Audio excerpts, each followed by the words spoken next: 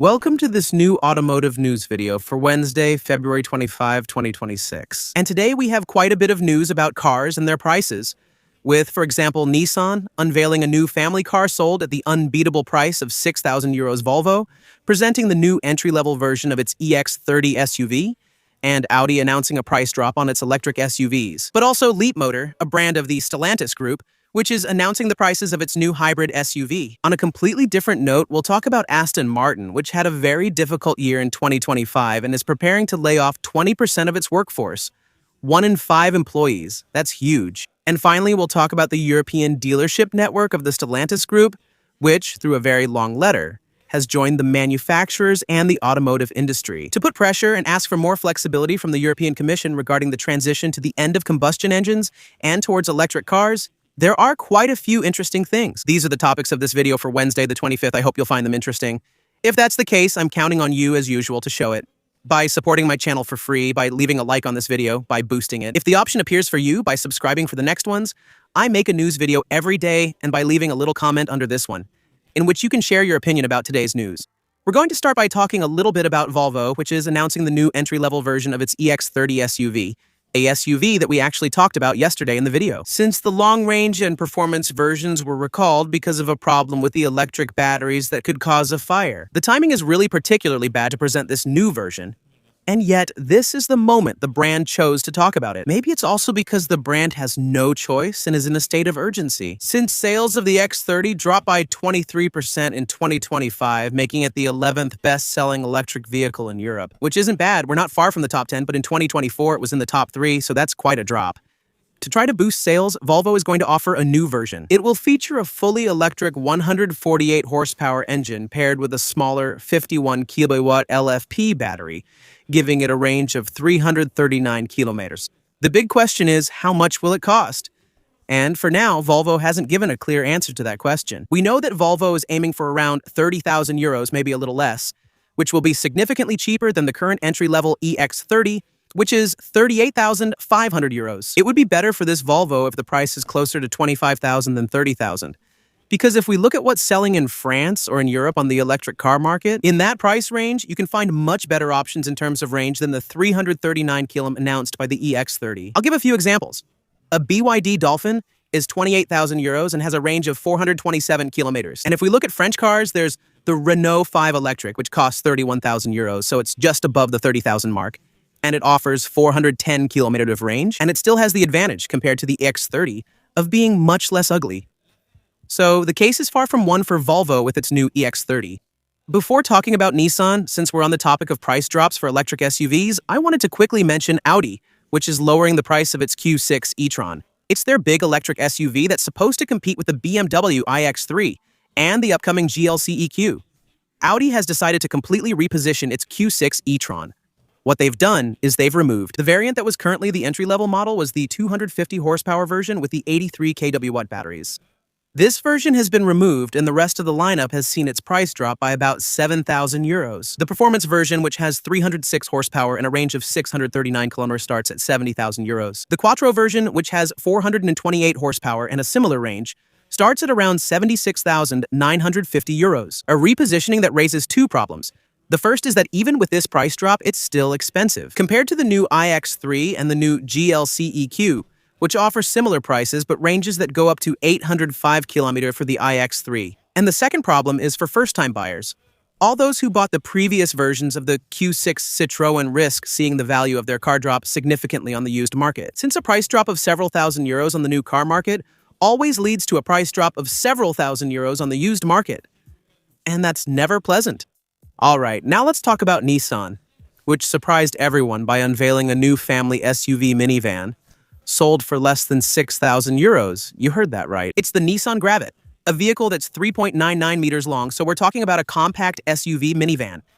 It's even smaller than a Citroën C3 Aircross. Yet the Nissan Gravit is certified to carry up to 7 passengers. The third row of seats can be folded down, and when it's folded, the trunk still reaches 625 liters of capacity, which is much more than the trunk of the C3 Aircross. Under the hood, there's a 1-liter 3-cylinder gasoline engine that produces 72 horsepower, paired with either an automatic or a 5-speed manual transmission. It's a simple setup. Inside, the equipment is quite comprehensive. Digital instrument cluster, central touchscreen, compatible with Apple CarPlay and wireless Android Auto, wireless phone charging, and parking assistance. All that for about 5,300 euros. Now, as you might suspect, there's a little catch. That's the price of this vehicle on the Indian market since Nissan designed it for the Indian market. And when you see that, you can't help but think it's really a shame that it's not coming to Europe, even if it were a little more expensive. A small family vehicle with 5 to 7 seats, a simplified engine, simplified standards, all that at a simplified price, it would sell very, very, very well. On the Leapmotor side, which belongs to the Stellantis group, they also announced something new. The B10i Hybrid is a compact SUV that works a bit like the Super Hybrid at BYD. That means the vehicle is equipped with a combustion engine, but it's still designed to run most of the time in full electric mode. It has an 18.8 kilowatt battery, as well as a 1.5-liter gasoline engine. The vehicle operates uniquely, so when you drive it, you're usually in full electric mode by default, and the battery is gradually recharged by the combustion engine that operates on board the vehicle. It's like a thermal electricity generator that produces electricity using the gasoline it consumes. But unlike a traditional range extender vehicle, the combustion engine in this vehicle is also connected to the wheels. That means when the battery is completely empty, the combustion engine takes over. And it will be the one, thanks to the gasoline, that moves the vehicle forward quite simply. It's sold starting at 29,900 euros. And in this segment of electrified family SUVs, it's still one of the cheapest. There's only the BYD Cillian 5 DMI, which runs on electricity. Exactly the same type of engine that manages to compete with similar prices, but in a completely different category. Now, we're going to switch to a completely different range of vehicles.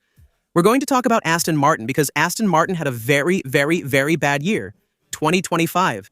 In 2025, Aston Martin car sales dropped by 10% with only 5,400 units sold and a revenue decrease of 21%. And above all, this is where the big problem lies. Negative profitability. That means that in 2025, even though Aston Martin sold cars, it lost money. And it lost a lot, about 566 million euros. 2024 had already been a complicated year for Aston Martin, but Aston was planning to turn things around in 2025. They had a strategy in place that was supposed to work. However, like other European brands, Aston Martin hadn't anticipated the new tariffs on two markets that are really among the most important, namely the Chinese market and the American market.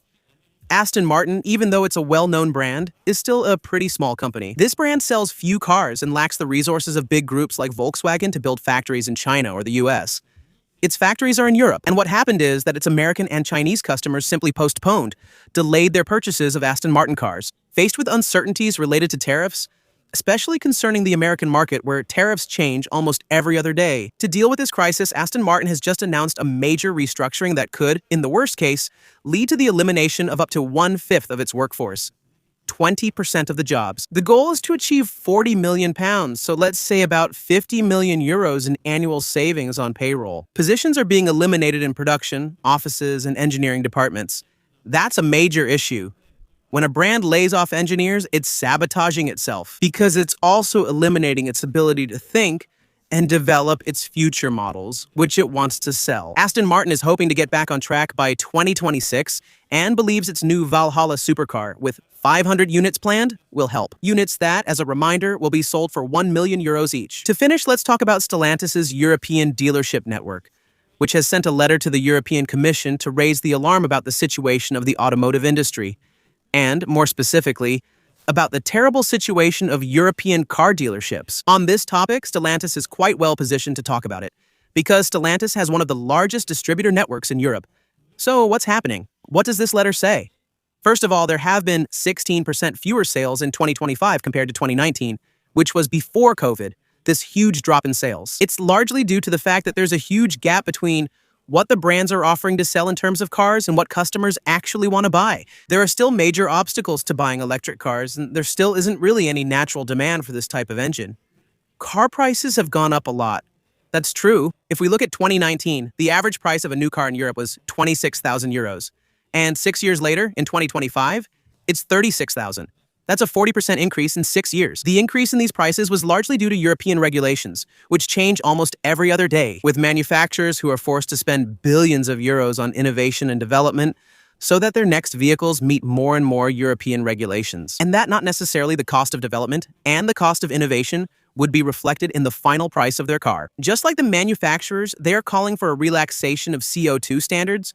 but also a revision of how these are calculated. The difference compared to what manufacturers and equipment suppliers usually ask for is that dealerships are making the request. The European Union to reintroduce a scrappage bonus system, a conversion bonus, which would encourage people with a nice big check. Owners of combustion engine cars, of hybrid cars that are starting to get a bit old, visit the dealership, trade in your old car, and drive away in a new one with a bonus and many incentives. What do you think? Share in the comments. Are you who drive a diesel, gasoline, or hybrid car ready to switch to an electric car? If all of a sudden there were incentives in addition to the bonus, like a trade-in bonus or a scrappage bonus, or would you still not switch to an electric car even with more incentives? They also made a point in this letter to remind the European Commission that in 2025, a large number of European dealerships, due to the drop in sales, showed negative profitability, and that the only reason they still existed, that they hadn't closed, was because behind the brands, the manufacturers were supporting them financially. But what if tomorrow, the brands and manufacturers stop giving a little help to their dealerships? Potentially dozens, hundreds, or maybe even thousands of dealerships could close across Europe. And that will be kind of the beginning of the end for European brands, because if there are no more dealerships to buy their vehicles, they won't sell anymore. There you go. That's it for the news of February 25th. I hope you found the video interesting.